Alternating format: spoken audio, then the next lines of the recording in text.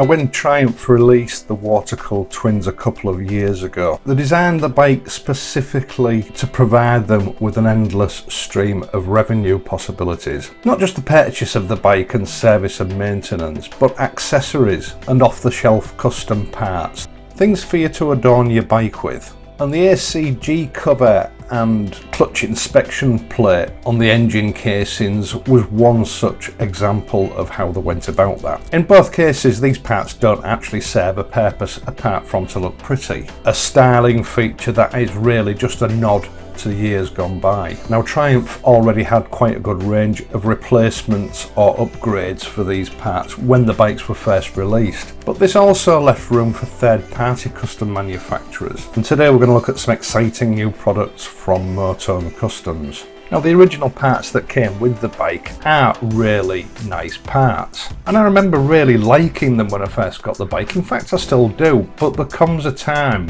when you fancy a change. Now, it wasn't long after the liquid-cooled bikes were introduced that other manufacturers started producing their own versions of these covers, and for the most part they were all CNC machine parts, which to my mind they all sort of had the same look about them.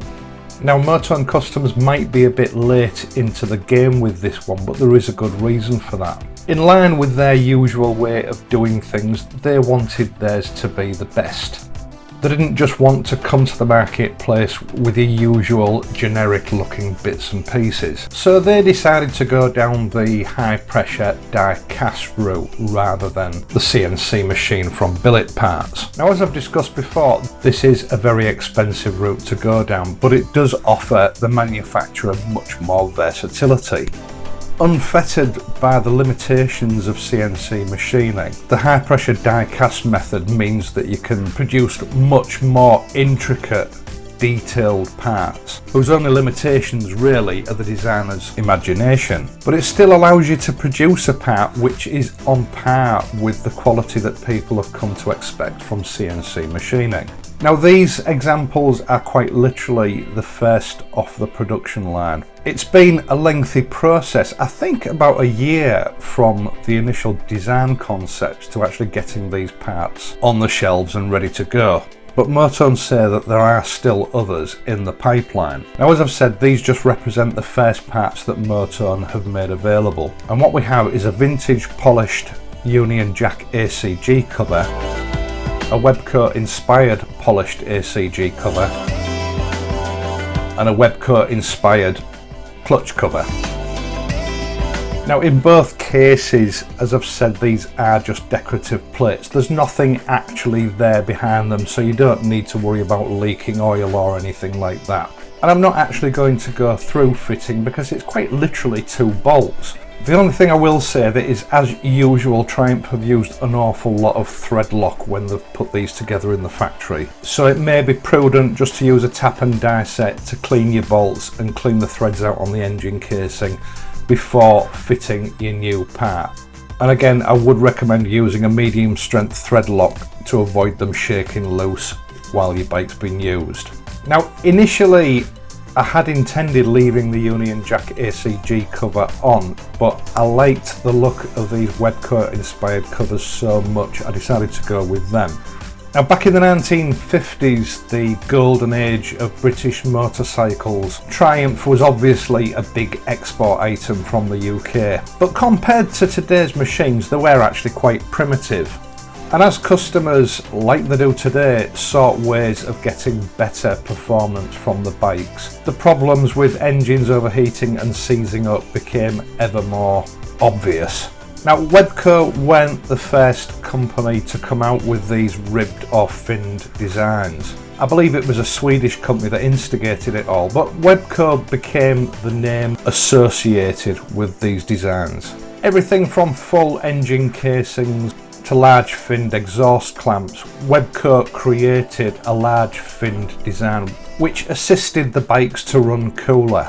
Alas, WEBCO are no more, but the memory and the history of those parts that they created is embodied in these covers, and I would like to add that MOTONE are working on a whole host of WEBCO inspired custom parts.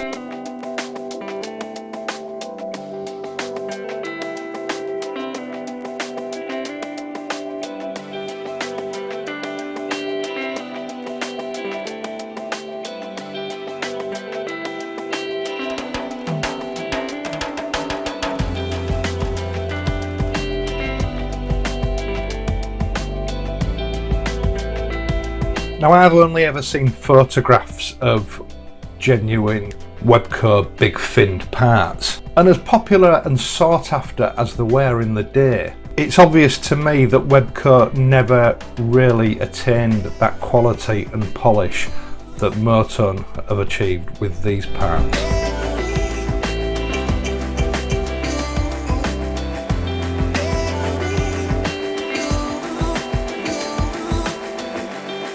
The cut and the execution of these particular plates is flawless. The finish is a gorgeous mirror polish, and the fit is just as good as you would expect from Triumph itself. So it doesn't matter what angle you look at these parts from, once they're fitted to the bike, they'll look perfect. These are the kind of custom or aftermarket parts that really get my attention.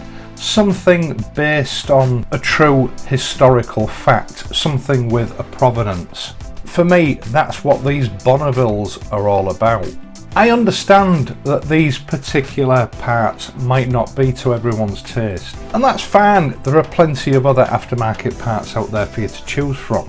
But I know what MOTONE have got in store for the future. And if these particular parts are anything to go by, MOTONE Customs is going to reach a whole new level in custom parts manufacture.